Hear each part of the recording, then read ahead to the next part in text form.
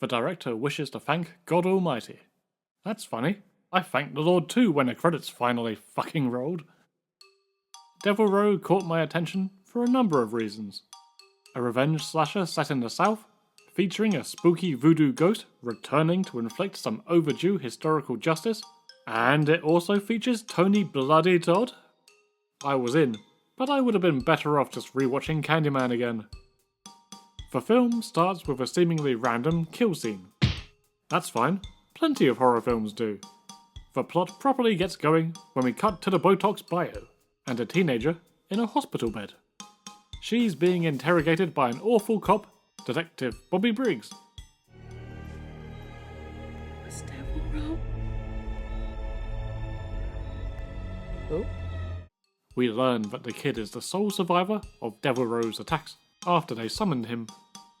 You might think this teen will be our protagonist, but no, it's Bobby Briggs. Oh? A skeptical character who does nothing except get really pissed off anytime Devilreaux is mentioned. Urban legend Devilreaux? Seriously? You didn't buy into this shit? Did you hear how ridiculous that just sounded? He came for my dad. He's gonna come for me next. Why are you saying that? Briggs then goes on a date with Don Johnson's paranoid cousin. They say when he comes for you, he violently kills you, and anyone that gets in his way, regardless. During an endurance test to see how much shot reverse shot you can take, Briggs learns all about the backstory, characteristics, and motives of the villain. Devilreaux was a black farmhand who was unjustly murdered with a shovel by plantation boys at the tail end of the 19th century. You know he's coming to get you when you hear the ring of a cowbell. I got a fever, and the only prescription is more cowbell. The rest of the bare bones plot, I guess, is the policewoman investigating the present-day murders in a very slow, very ineffective manner. There has been a sharp rise in black horror cinema in recent years, which I'm happy about. Horror is the most inclusive genre after all. Racial issues have been at the forefront of the news for the last few years, so it's only natural for such matters to bleed into art. And yes, especially after the successes of Say the line, Bart! Jordan Peele. Just this year, we've had the likes of The Blackening, The Angry Black Girl and Her Monster, We Have a Ghost, Dollhouse, and so on. Devilreaux, however, feels less like a story coming from a fresh new angle, nor a timely statement on current affairs, and more like a trashy cash grab. I'm almost tempted to call it exploitation, but it's not nearly extreme or interesting enough to warrant that label. The writer-director, Thomas J. Churchill, has instead crafted a dull, disjointed mess. Hold on, zoom in on that picture of Thomas. What? I should have checked out his previous credits before I decided to waste 90 minutes of my life. Rule number 1 of being a horror fan: never trust a filmmaker who abuses the name Amityville. He included a list of inspirations during the end credits. The usual horror fan suspects all appear. Hitchcock, Carpenter, Barker, Austin? Unfortunately, in terms of his filmmaking skills, Churchill seems to have learned more from the money-grubbing pastor than from the masters of suspense. His framing is poor, tension is non-existent, the editing appears to have been completed using the villain's shovel. And don't get me started on the writing. The storytelling and pacing is just mind-boggling. The main narrative grinds to a halt due to flashback sequences, which are all centered around racist caricatures and plentiful pie. Pie! I got a pie! We already know what happened in the past, thanks to Captain Exposition, but we are shown it all again in a sequence that lasts 35 frustrating minutes. No new information is really given, it's not scary, it's visually fucking ugly. This is all ignoring the fact that the flashback is initiated by Briggs using Goggle to find a crappy early 2000s website. Bleh. Holy shit! And once we're back in the present, we get sucked into another flashback literally 2 minutes later, as we watch how the teenager and her friends got attacked.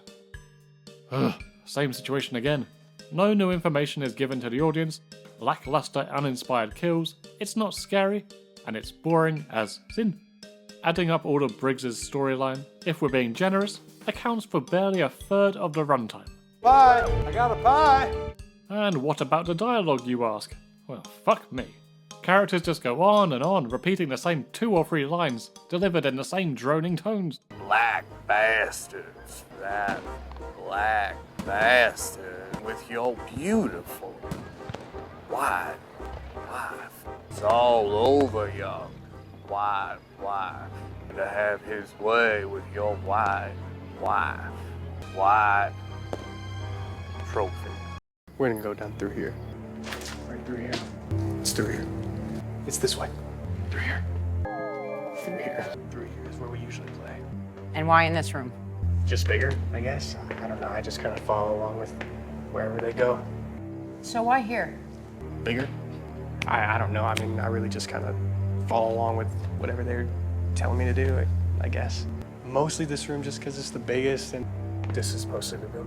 Sometimes we mix it around, but most of the time we just hang out here. Play right here, sometimes we'll play over here, but most of the time this is the spot.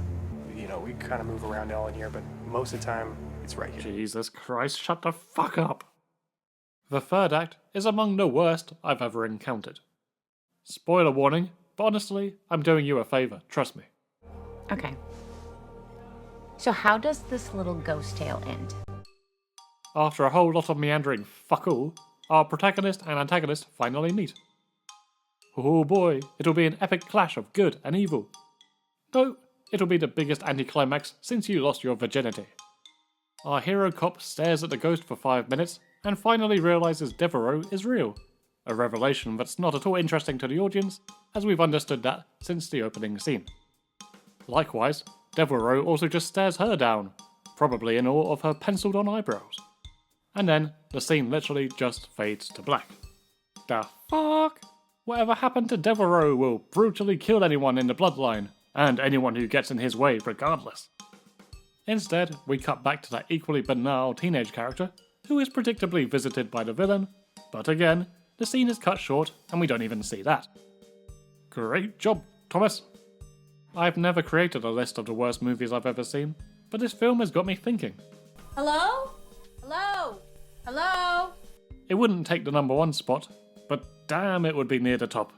Lieutenant Rex, I need a comment. You haven't answered any of my questions. You are not allowed back I here. need to know. Get out The of people here. need to know. These Go disappearances. upstairs. Get Devilreaux upstairs. has You something know to do with this. better. I Get need out a of here. statement. Tony Todd deserves better than this. Fuck you, Devilreaux. 12 years of shit.